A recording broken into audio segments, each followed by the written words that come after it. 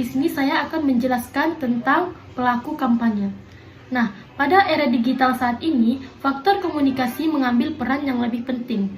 Mereka hadir secara masif, tetapi juga personal di hadapan pengikutnya, seperti itu. Nah, melalui media online atau media sosial influencer ataupun yang biasa disebut sebagai pemberi pengaruh lewat media sosial. Nah, pentingnya peran pelaku dalam menentukan bagaimana jalannya kampanye dapat mempengaruhi hasil dari kampanye yang dilakukannya. Nah, setelah itu, ada siapakah pelaku kampanye itu? Secara umum, siapapun yang terlibat dalam menggagas, merancang, mengorganisasikan, dan menyampaikan pesan dalam sebuah kegiatan kampanye dapat disebut sebagai pelaku kampanye. Nah, ini berarti kegiatan kampanye tidak dilakukan dan dikerjakan oleh pelaku tunggal seperti itu. Namun dilakukan dan dikerjakan oleh sebuah tim kerja ataupun biasa disebut dengan network. Nah, dalam teori Zalman dan kawan-kawan pada tahun 1982 membagi tim kerja kampanye social change campaign menjadi dua kelompok. Yang pertama yakni leader yang biasa disebut dengan pemimpin-pemimpin ataupun tokoh-tokoh dan supporter. Terus yang supporter ini yang biasa disebut dengan pendukung di tingkat akar rumput. Nah, dalam kelompok leader terdapat koordinator pelaksana, penyandang dana, ataupun petugas administrasi kampanye, dan pelaksanaan teknis. Sementara dalam kelompok supporter terdapat petugas lapangan atau kader penyumbang dan simpatisan yang meramaikan acara kampanye.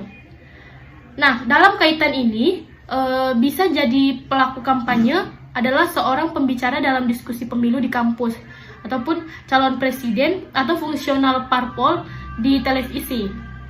Nah, seorang nelayan yang mengajak menyelamatkan terumbu karang, seorang artis atau atlet menganjurkan konsumsi multivitamin untuk memulihkan stamina.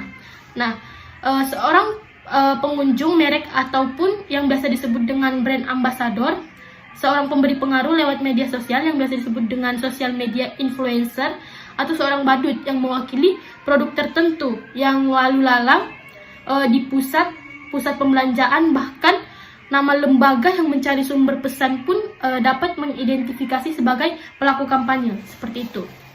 Nah, dengan memperhatikan praktek kampanye terjadi selama ini, Thayer ataupun Signizer pada tahun 1986 membedakan dua jenis pelaku kampanye. Yang pertama itu mediator, yakni instrumental mediator yang berfungsi sebagai komunikator.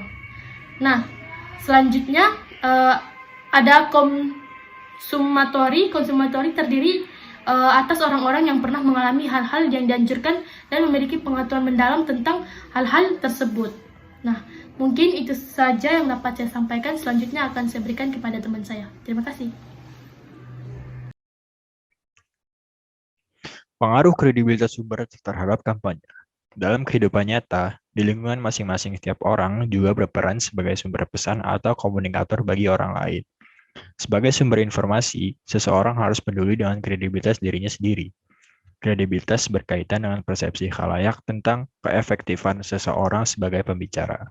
Demikian halnya dengan pelaku kampanye. Ia harus memperhitungkan kredibilitas dirinya di mata khalayak bila ingin pesan-pesan yang disampaikannya didengar dan diterima oleh khalayak umum. Agar mengerti konsep kredibilitas, kita harus melihat bahwa hal ini tidak selalu dimiliki oleh pembicara atau pelaku kampanye, tetapi bergantung pada persepsi khalayak yang dihadapi. Jadi khalayak yang menentukan apakah seseorang memiliki kredibilitas atau tidak. Dalam istilah Rahmat, dalam bukunya pada tahun 2001, kredibilitas tidak secara inher ada dalam diri komunikator, sementara dengan analogi yang pas, oleh Pearson dan Nelson pada tahun 1997 menyebut kredibilitas itu mirip dengan kecantikan. Ia ada pada mata orang yang memandangnya. Kredibilitas seorang pelaku kampanye bergantung pada pertanyaannya. Siapakah dia, topik atau objek kampanye apa yang dibicarakannya, bagaimana situasinya, dan siapakah sasarannya. Seorang pelaku kampanye mungkin kredibel bagi khalayak atau objek komunikasi tertentu. Namun, ia belum tentu dianggap memiliki kredibilitas ketika mereka berbicara tentang topik lain atau di hadapan khalayak yang berbeda. Karakteristik pribadi khalayak juga mempengaruhi cara mereka memberikan respon terhadap pesan kampanye yang diterima dan dituntut menentukan persepsi mereka terhadap sumber pesan. Lalu, bagaimana seseorang dapat memperoleh kredibilitas dari khalayak? Jawabannya adalah karena orang tersebut memang patut mendapatkan hak untuk berbicara. Hak tersebut diperoleh berdasarkan prestasi, dedikasi, kejujuran, atau pengalaman yang ditunjukkan yang bersangkutan pada hidupnya. Jika Anda seorang mahasiswa perguruan tinggi negeri, Anda memiliki hak untuk berbicara tentang kiat sukses menembus PTN lewat jalur SBMPTN di hadapan para siswa SMA, sebagai contohnya. Pada kenyataannya, penerimaan seseorang terhadap sebuah peran bergantung pada kredibilitas sumber yang mengirimkan pesan tersebut. Semakin tinggi tingkat kredibilitas sumber, semakin besar pula kemampuan sumber tersebut dalam mempengaruhi khalayak. Berdasarkan pertimbangan ini, dalam kegiatan kampanye, kredibilitas pelaku sebagai sumber pesan harus benar-benar diperhitungkan agar aktivitas kampanye yang dilakukan tidak sia-sia. Idealnya, ada ketidaksesuaian antara pelaku kampanye atau komunikator, objek kampanye, khalayak penerima pesan, dan media yang digunakan. Seorang komunikator tentu mungkin memiliki keterampilan teknis dalam memanfaatkan media, tetapi tidak kredibel di mata khalayak komunikator lainnya. Mungkin memiliki kredibilitas, tetapi media yang digunakan tidak dapat diakses khalayak. Assalamualaikum warahmatullahi wabarakatuh. Perkenalkan, nama saya Boy Wicaksono. Di sini saya akan melanjutkan presentasi mengenai 3 aspek yang memengaruhi kredibilitas dalam kampanye. Penelitian dilakukan oleh Hovland, Janice, dan Kelly pada Windle, Signitizer, dan Olson 1983 menemukan 3 aspek yang memengaruhi kredibilitas sumber, yakni kepercayaan atau trustworthiness, keahlian atau expertise, dan daya tarik atau dynamism. Aspek mana yang lebih dominan dalam meningkatkan keefektifan penyampaian pesan bergantung pada jenis dan setting kampanye yang dihadapi. Yang pertama itu ada kepercayaan atau trustworthiness. Trustworthiness berkaitan dengan penilaian khalayak bahwa sumber informasi dianggap tulus, jujur, bijak, dan adil, objektif, memiliki integritas pribadi serta memiliki tanggung jawab sosial yang tinggi. Khalayak akan menilai apakah pelaku kampanye dapat dipercaya atau apakah secara moral mereka dapat diandalkan. Penilaian yang dilakukan umumnya berpatokan pada perilaku sumber pada masa lalu dan dugaan khalayak tentang perilakunya pada saat sekarang. Dengan kata lain, track record seseorang akan menjadi acuan apakah yang bersangkutan dianggap memiliki kepercayaan atau tidak.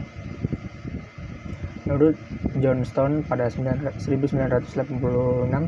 kepercayaan atau kejujuran sumber banyak bertanggung pada persepsi khalayak tentang maksud tindakan dari sumber. Jika khalayak menilai bahwa tindakan atau ucapan tersebut didasari untuk motif mengambil keuntungan sepihak.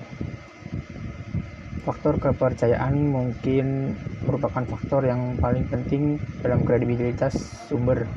Seorang sumber yang dianggap tidak jujur atau tidak memiliki integritas pribadi akan kehilangan kepercayaannya dari khalayak meskipun ia menyampaikan pesannya dengan tenang atau ia dikenal sebagai orang yang sangat berkuasa atau orang yang ahli tentang topik yang sedang dibicarakannya. Selanjutnya itu keahlian atau expertise.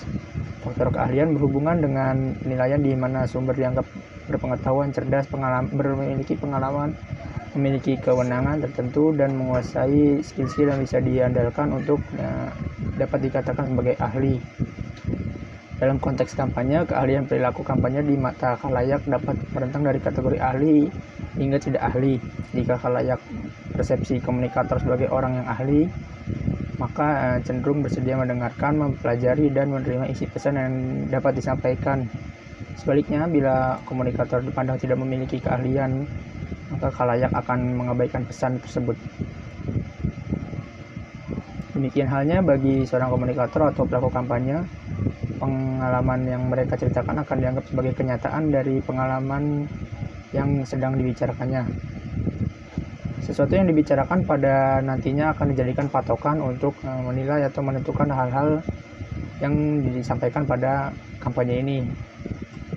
Dan yang memiliki banyak pengalaman atau topik atau objek kampanye yang disampaikan akan dipandang memiliki kredibilitas lebih di mata khalayak. Selanjutnya ada daya tarik sumber atau attractiveness. Daya tarik sumber termasuk variabel yang paling dimanfaatkan oleh kalangan praktisi periklanan kampanye politik, dan public relation dalam mengefektifkan pesan-pesan yang mereka sampaikan.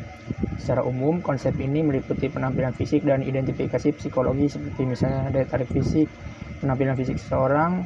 Banyak penelitian yang mengatakan bahwa dengan penampilan fisik yang secara menarik dapat lebih mempersuasi orang di sekitarnya.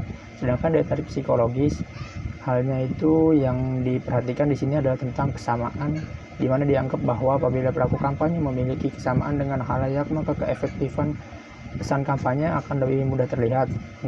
Penggunaan sesuatu yang dapat memancing rasa ketertarikan juga dapat mempengaruhi jalan dan hasil kampanye.